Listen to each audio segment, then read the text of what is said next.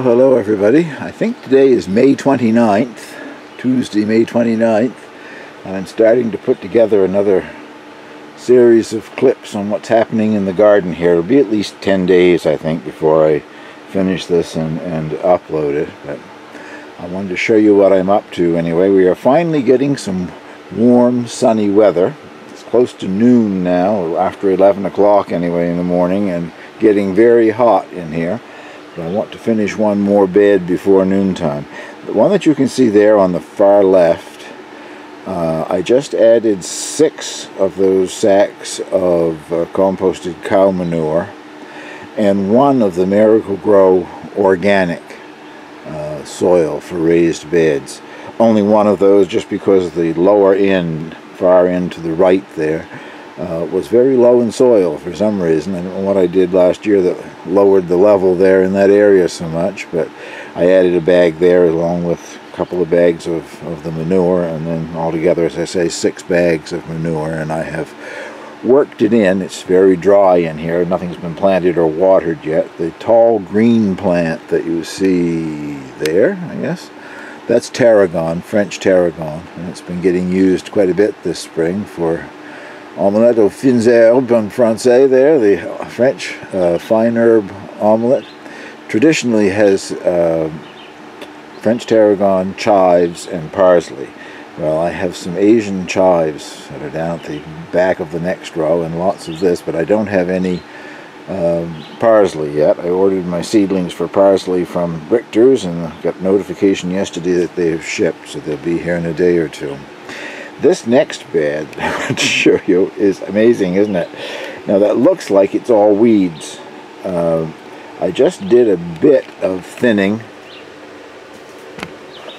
here in this area to show you some of the peas. They were getting covered too. They're a bush variety of pea, sugar lace, edible pod pea.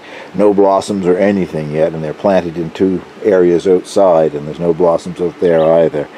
I've been planting peas here in the hoop house for years, but I used to plant them much earlier than I did this year, so I don't know if I'm going to get anything or not, because things are getting warm. But the ones out in the garden are also doing well. But what I wanted to show you is what looks like a lot of weeds in this bed. Most of it is edible.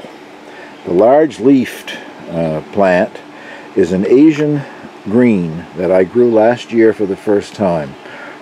Market gardener that I follow in Sweden was growing it, and it sounded interesting. I found the seeds, I think, from Johnny's, I think, had the seeds, and like I say, I can't remember the name of it, but I let it go to flower, and it spread its seeds everywhere. If you can see yellow blossoms there, those are some of the earlier ones that came up in here. And I'm not letting it go to seed. They're about to come down. But I'm going to pull all of this and just cut the roots off and take the greens in the house, because I really did like the greens. Other than that, a lot of what you're seeing in this bed is dill. And they don't call dill weed for nothing. And that, again, is my fault. I let dill go to seed in here every year and have to pull most of it out, but I like to leave some. I get dill earlier in the hoop house, about the same time that my cucumbers are available. If I grow it out in the garden, the cucumbers are available, and I don't have any dill seed to use to make dill pickles. So that's the reason for growing it in here. I hope to at least get this bed finished today. And the far left one that I just showed you, I'm going to transplant my cucumbers into that, or a lot of them anyway. I think I said before that they are a European gherkin variety, and they're also parthenocarpic, which means they don't require cross-pollination. Every blossom is female and produces a cucumber, so they should be good in the greenhouse. I've grown cucumbers in here every year, usually on a trellis, but I'm going to grow them in that bed, and I know it's going to be a struggle to keep them in the bed and the runners not coming out into the narrow aisle, but such is life. I can't transplant anything in here until later today, when the sun has gone lower in the sky. It will just cook anything that I put in here now and tried to water. So hopefully before the end of the day I'll show you at least my cucumbers transplanted. Let's pick some Asian greens. Well, normally you would let this stuff grow until it gets to the stage where it's just starting to bloom. I Can't wait any longer on this. I've got to get rid of it. So all I'm going to do is pull them up by the roots. Snip the roots off and save the greens. Looking forward to having those with dinner this evening. They are very tasty. Wish I could remember the name of them. If I find it, I'll put it on the screen here.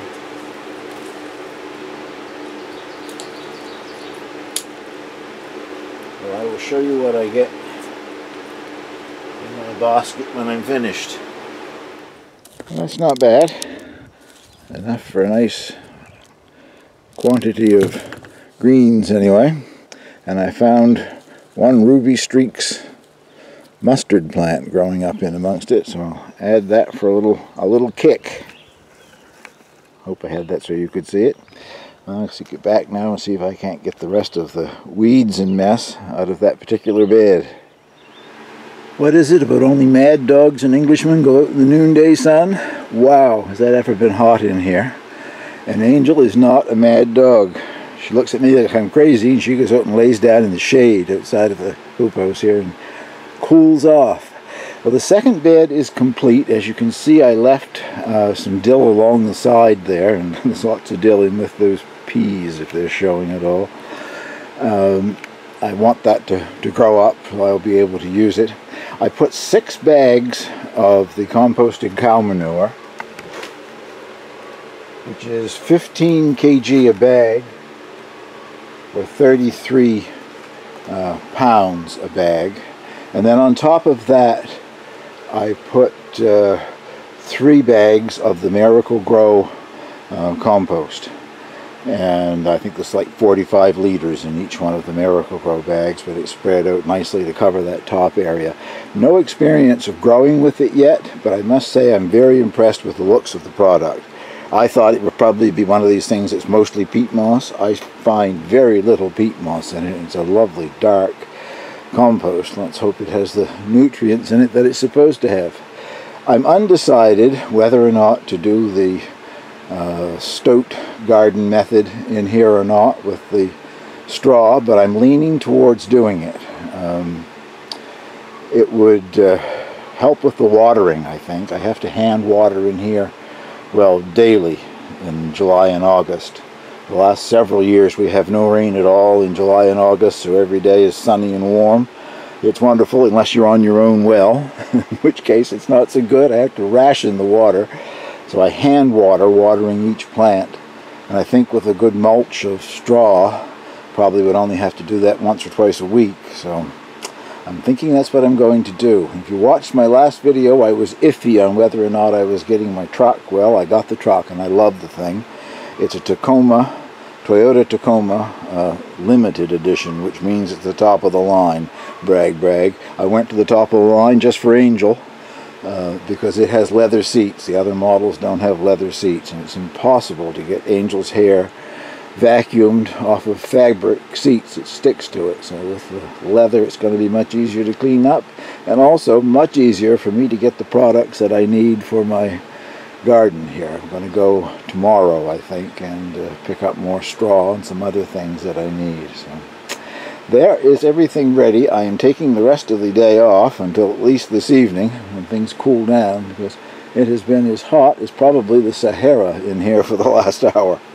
Well, I did come out last evening and transplant, I think there's 15 of my cucumber seedlings in that bed, leaving a space wherever you see one of the metal hoops going up that supports the roof of the hoop house. I'm going to use each one of those as a place to attach the line that I use for supporting tomato plants. And that bed will have determinate tomato plants in it, but they still need a little support. So I left a space beside each one of those. And the transplants, like I say, were done last evening. This is now the 30th.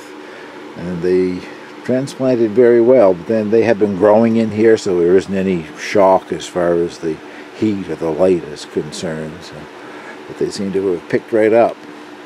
And I now have both of these beds prepared. I think I meant to say yesterday and didn't that I'm putting like, I think I had the bed to the left, I think had 6 of those bags of composted cow manure, and I'm quite sure the one on the right I just put 7 bags in.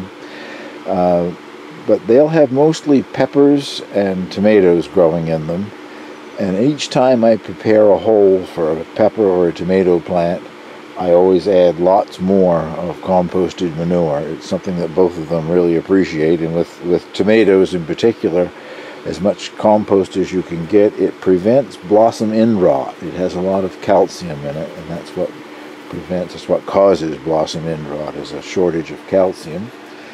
And I just finished weeding once again the row of beets. They're looking very good, and I think they're going to be all right. I'll leave them for another week or two and then thin them, and I'll get greens. Looks to me like they're not overcrowded. I think they'll be okay if I do that. Let them get a little bit bigger so that there's some greens to eat. The Asian greens, by the way, were excellent, and there's a lot of them. I have enough to warm up for another meal this evening, but they were very good. Well, hopefully, once it cools down a bit later today, I will come out this evening and at least get a start on transplanting and bringing out my tomato plants. They'll have to be put under row cover and whatever, because they haven't been hardened off outside. They're still growing under lights, and it's too hot in the daytime to bring them out. Yesterday it got up to 28 degrees here. We went from not having much of a spring to hitting high summer yesterday. Today it's sunny and warm again, but it doesn't feel, I haven't checked the temperature, it doesn't feel like it's anywhere near 28, and that's good. Excuse the bouncy, but I'm hand holding the camcorder for this particular little segment. My Richters order arrived. I really should have shown unpackaging it. It always amazes me, the packaging that Richters uses. Every plant always arrives in perfect condition. Their packaging method is something I've never seen anybody else use, but it certainly works. That what we're looking at there now is 3 Italian parsley plants. Easily could have grown my own, I realized, but I was placing my Richters order earlier in the winter, and I decided I would just let them do it. I only need 3 or 4 plants. And next to that is garlic chives. This is a Japanese variety of garlic chives. I've tried garlic chives many times in my garden and never had them once make it through one of our winters. So this is the first time for growing them in the hoop house. Hopefully next spring I'll still have garlic chives. Next to that is Moroccan mint. And I know everybody's going to be thinking, oh, he's planted mint in the ground, it's going to take over. Well, I don't find it that big of a headache.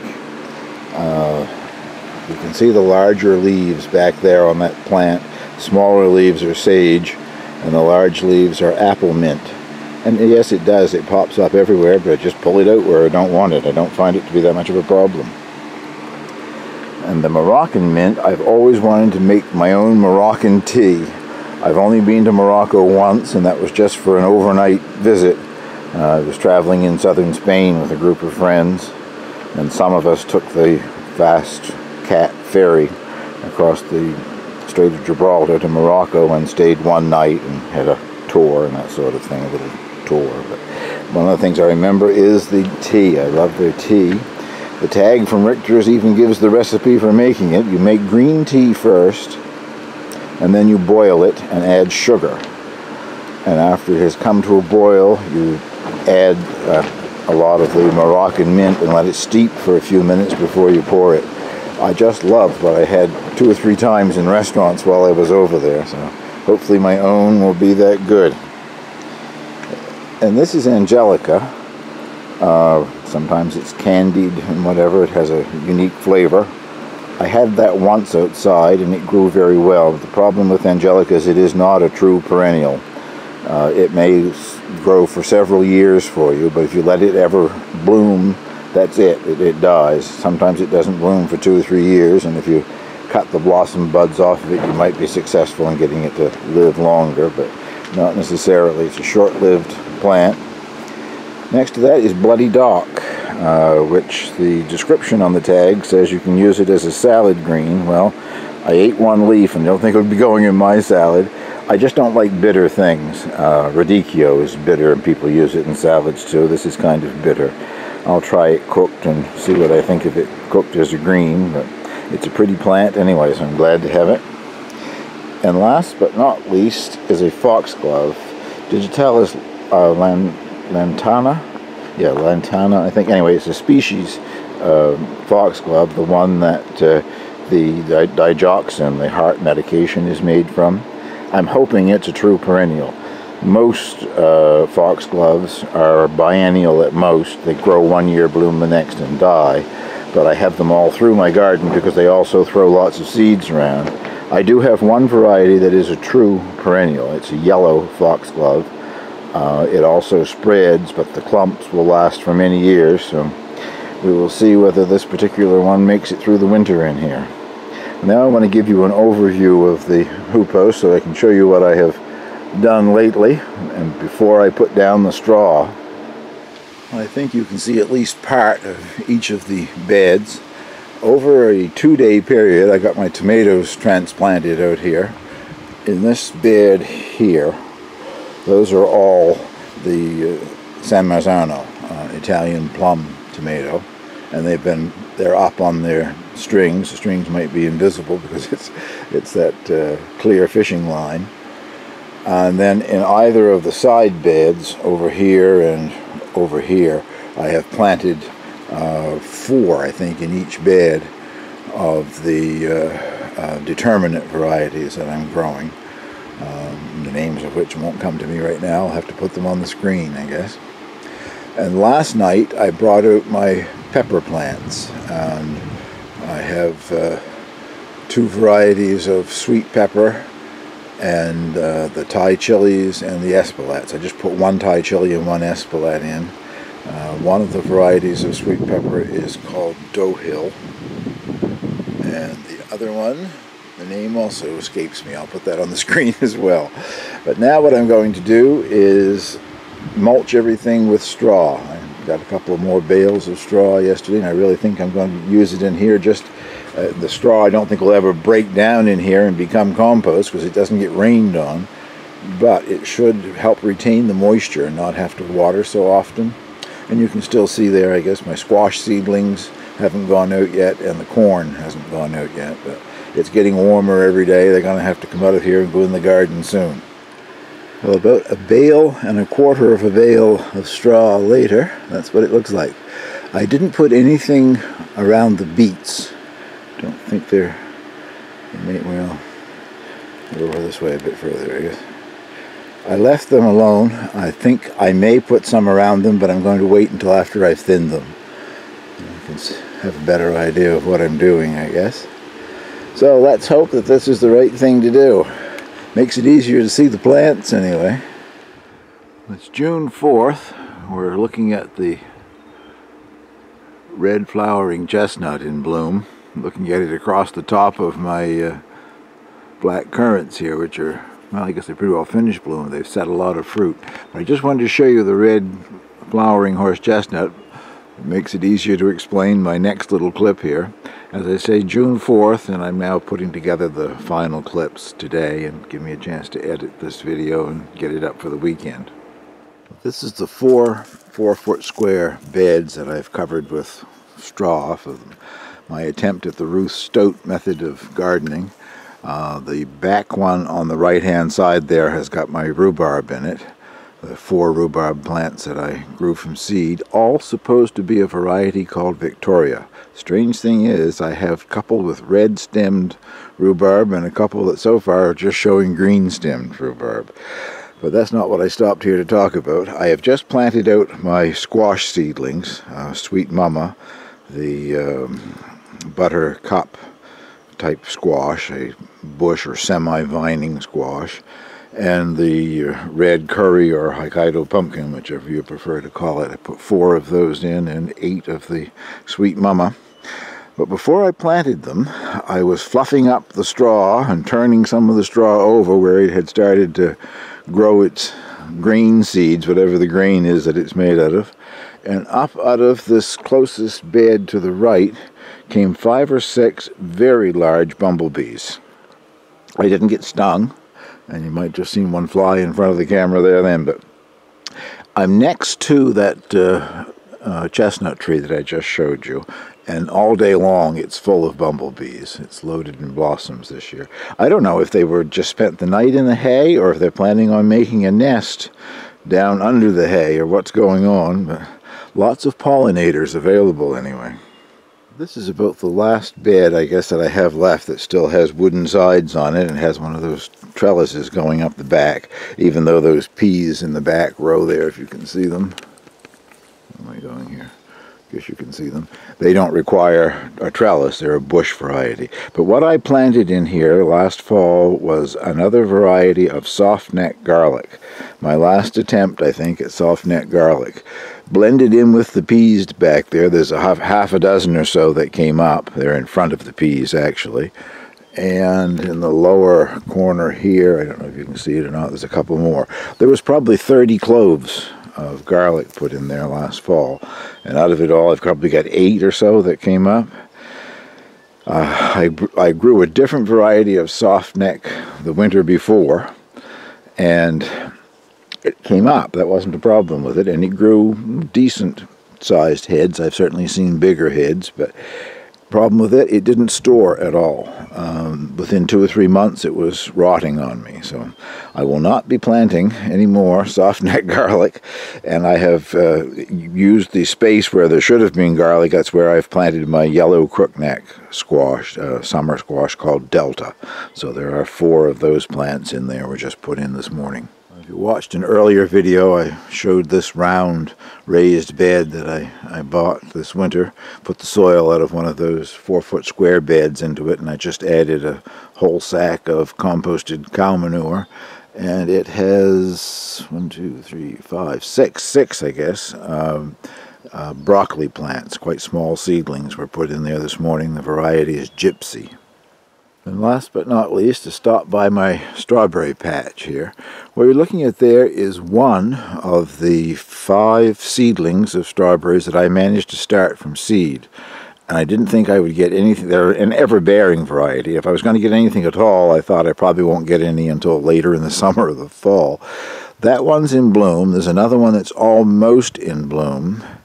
And there are 2 more that have blossom buds. There's one so far isn't showing any blossom buds, so I guess we're going to be successful with getting a few strawberries off of the one started from seed anyway. The 13 plants that I planted that arrived dry root, I don't know. I may get 4 or 5 out of them.